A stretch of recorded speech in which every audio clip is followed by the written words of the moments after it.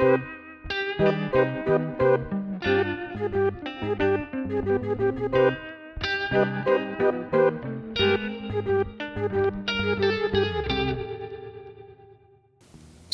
I'm Peach.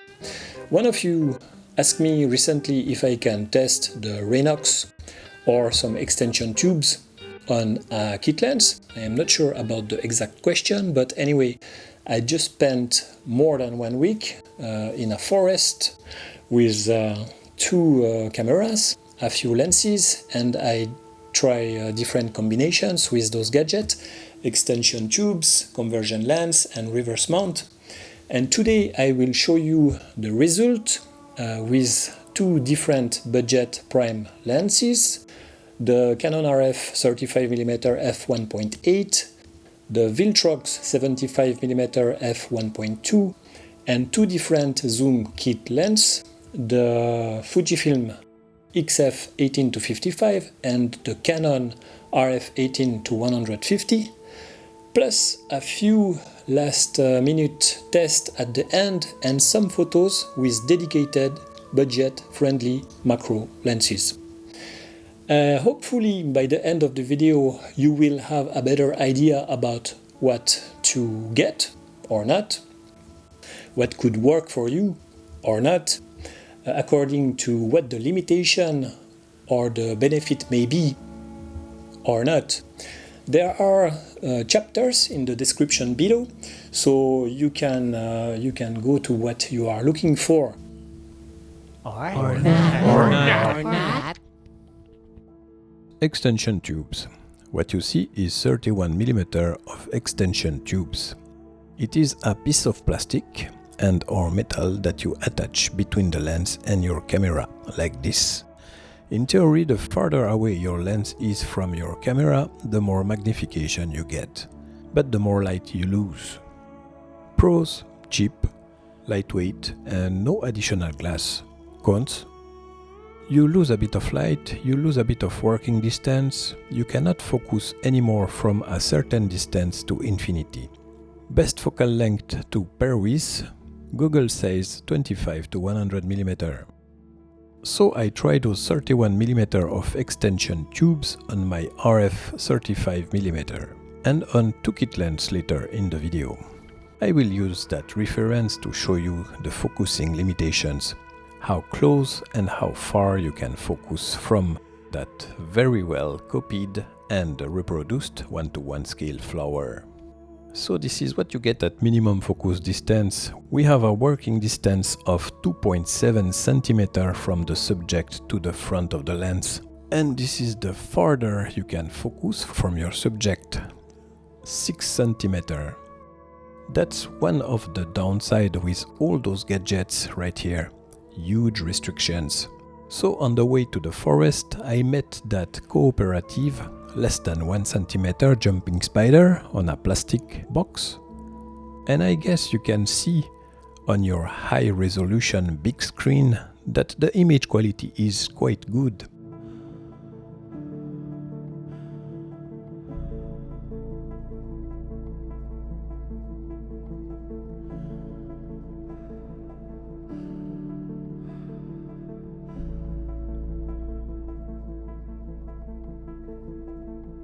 Then in the forest I got those ants bringing some food to the family.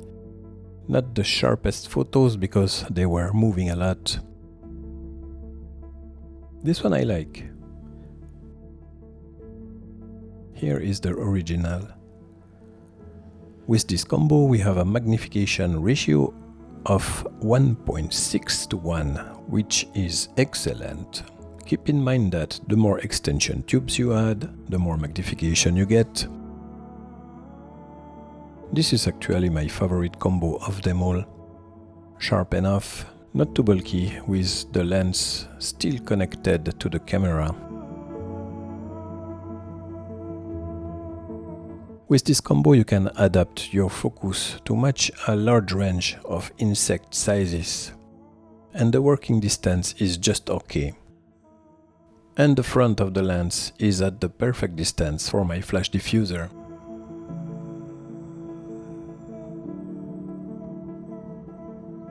Then we have a magnification glass or conversion lens.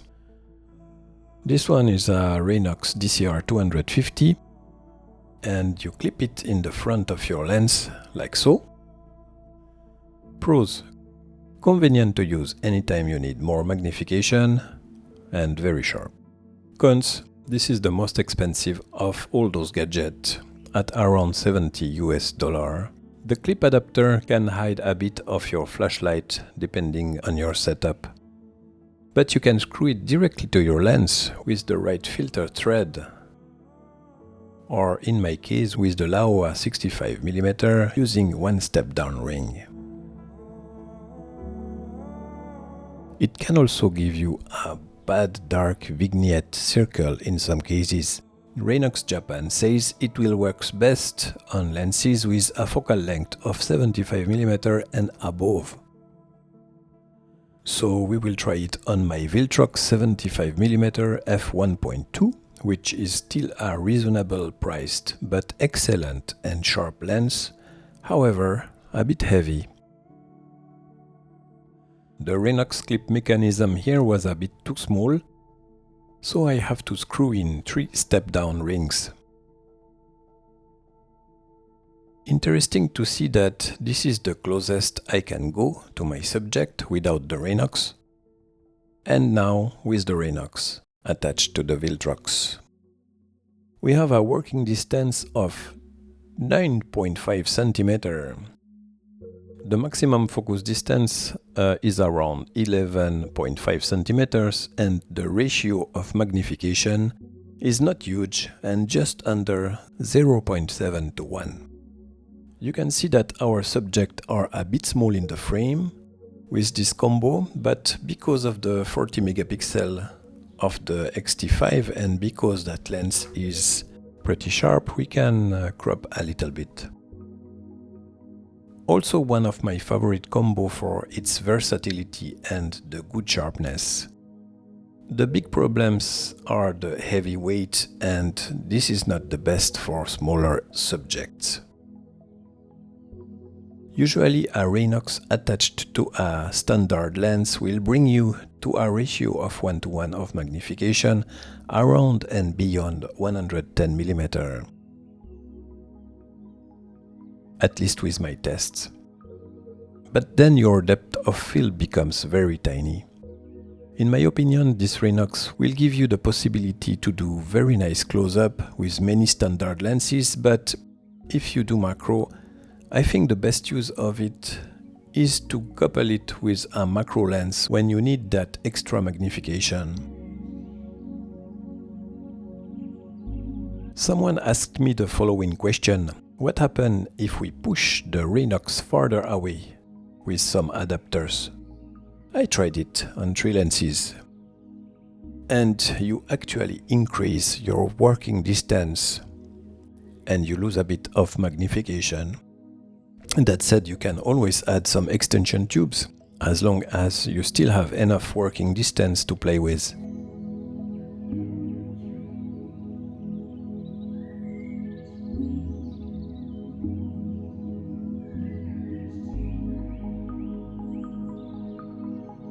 The third magnifying gadget option is the reverse mount adapter that I use for the first time. Mine is a piece of metal made for RF mount with a 52mm thread on the other side. Do not forget to turn on the setting Shoot Without Lens in your camera menu.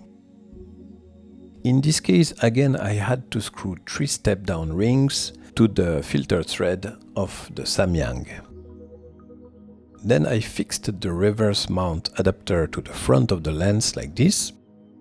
Then I attach the whole things to the camera like so. Pros: this is the cheapest gadget, and with the right lens you can get a great ratio of magnification. Cons: very limited focusing distances in my tests, no more connection between the lens and the camera. Google says the wider the angle of the lens, the greater magnification you get. It says also 50mm and 28mm prime with manual aperture is a good place to start. So I tried it first on my Samyang 12mm manual lens. This setup gives me an insane magnification of 3.7 to 1, but a ridiculous working distance of 1.1 centimeter, which is unacceptable for me to enjoy insect macro photography. It's too close from insects, and the main problem is that the lens is hiding the light of my flash diffuser, so I dismissed it. Here is the only one photo I took on my balcony, just before that insect flew away close to my window and died in the mouth of a lizard hiding in the dark. Real story. My second choice was the RF35mm, which is not manual, and unfortunately you have to use a trick to block the aperture in that case, and I am sure you will not like it. First, I have the lens connected to the camera in a normal position, so I can switch the lens to manual focus at minimum focus distance. Then I choose an aperture of f11.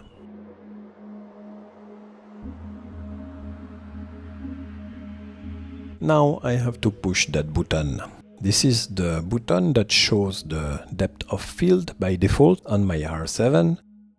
So you push and hold that button while removing the lens at the same time from your camera. And you can see that the aperture is very small, so we are good. With that RF35 inverted, I have an unbelievable magnification of same that if my RF was not inverted. I did not know that. I went out and took a few photos.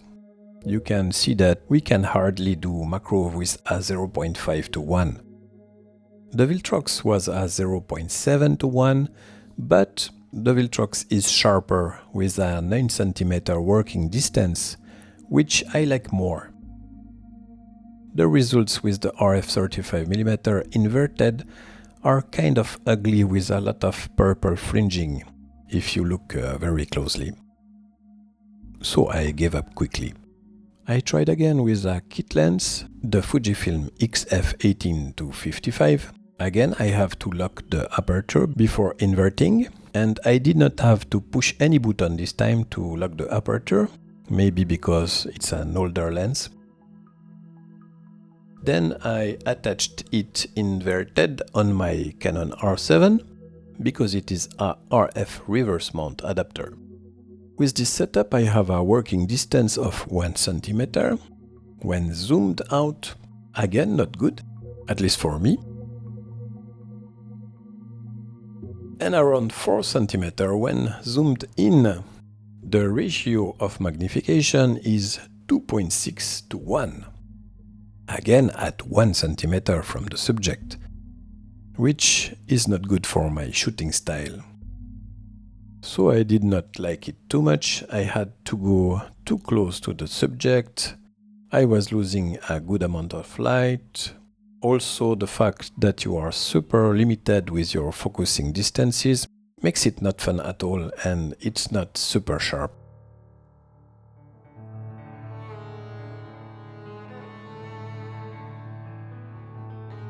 Finally, I tried it on my Canon kit lens, the RF18-150.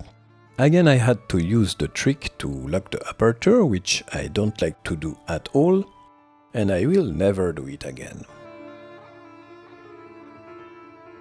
And there, I'm happy to discover that you have a kind of flexible focusing limitation, a bit more at least. The working distance is 1.5 cm. And the max focusing distance is 28 cm when the lens is fully extended, but it's very ugly over there. The ratio of magnification is just under 2.5 to 1 at 1.5 cm from your target. So here you have a perfect example of what we can have, probably probably not the sharpest with maybe some purple fringing, but you don't have to crop, so the photo is actually good.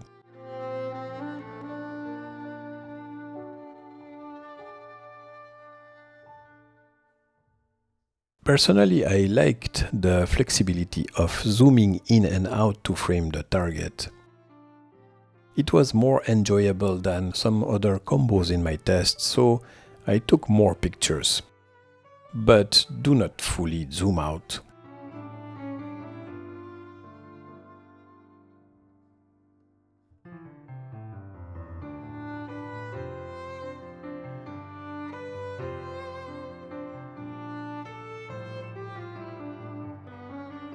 So with this setup, the reasonable focal length is probably between 40mm and 70mm in my opinion, which gives something close to 1:1 ratio of magnification.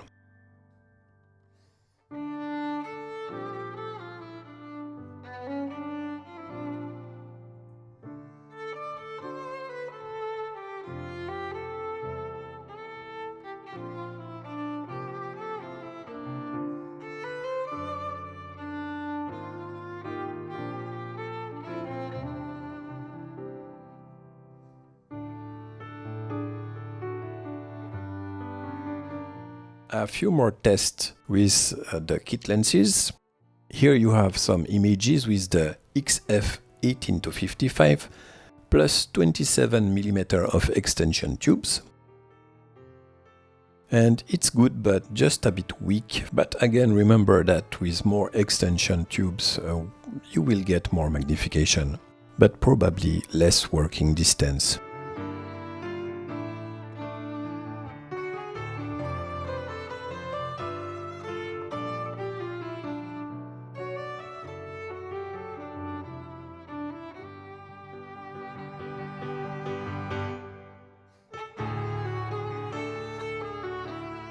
Same lens, but with the Raynox this time, we have even less magnification and a dark vignetting.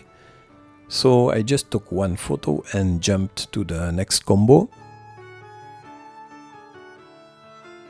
The RF18-150mm with 31mm of extension tubes.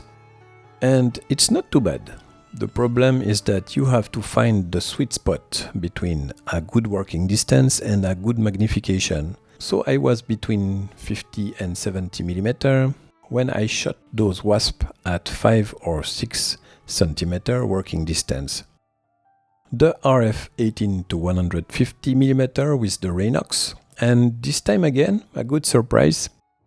When you go to 150mm you actually get a good magnification.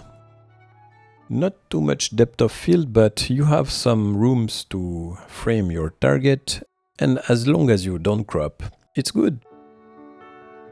One shot with the 7 Artisan, one of my 2 dedicated macro lens.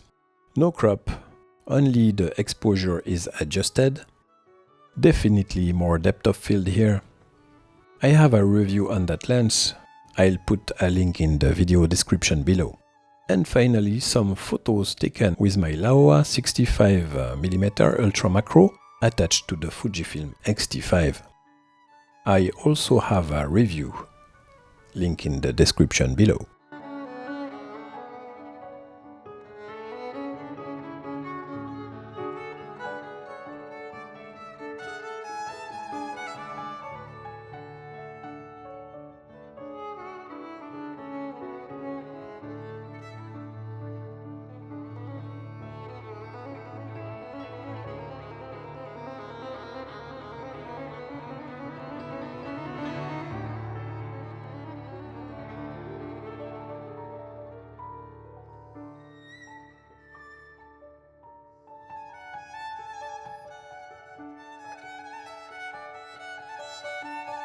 As I said, I took more than 1 week to make this video, and I did it for free.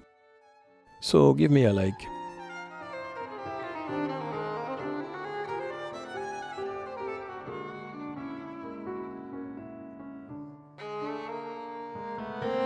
Cheers!